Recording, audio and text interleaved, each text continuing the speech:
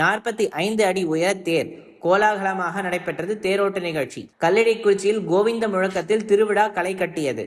பாரம்பரியம் மற்றும் பக்தி வைபவம் ஆதிவராக பெருமாள் கோவிலில் தேரோட்டம் கோலாகலமாக நடைபெற்றது. நெல்லை மாவட்டத்தில் அம்பாசமுத்திரம் அருகே கல்லடைக்குறிச்சி ஸ்ரீ பூமி நீலா சமேத ஸ்ரீ ஆதிவராக பெருமாள் திருக்கோயிலில் நடைபெற்று வரும் பிரம்மோற்சவத்தின் 10ஆம் திருநாளாக இன்றைய தினம் தேரோட்டம் கோலாகலமாக நடைபெற்றது. ஏப்ரல் 21ஆம் தேதி துவங்கிய இந்த திருவிழா தினமும் பல்வேறு வாகனங்களில் உற்சவ மூர்த்திகள் ரத வீதிகளில் எழுந்தருள்வதன் மூலமாக பக்தி உணர்வை பரப்பி வருகின்றன.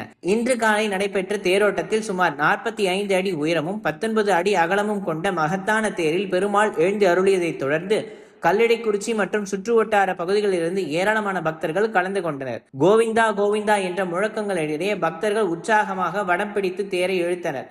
தாமிரபரணி ஆற்றங்கரையில் அமைந்துள்ள பல நூற்றாண்டுகள் பழமை வாய்ந்த இந்த திருக்கோவிலில் ஆண்டுதோறும் பிரம்மோற்சவம் சிறப்பாக நடைபெற்று வருகின்றது. பக்தி, பாரம்பரியம், சமூக ஒற்றுமை ஆகியவற்றை இணைக்கும் இந்த தேரோட்டம் பக்தர்களுக்கு ஆனந்த அனுபவமாக அமைந்தது. தொடர்ந்து நாளைய தினம் தாமிரபரணி ஆற்றங்கரையில் தீர்த்தவாரியும் நடைபெற உள்ளது. சாமி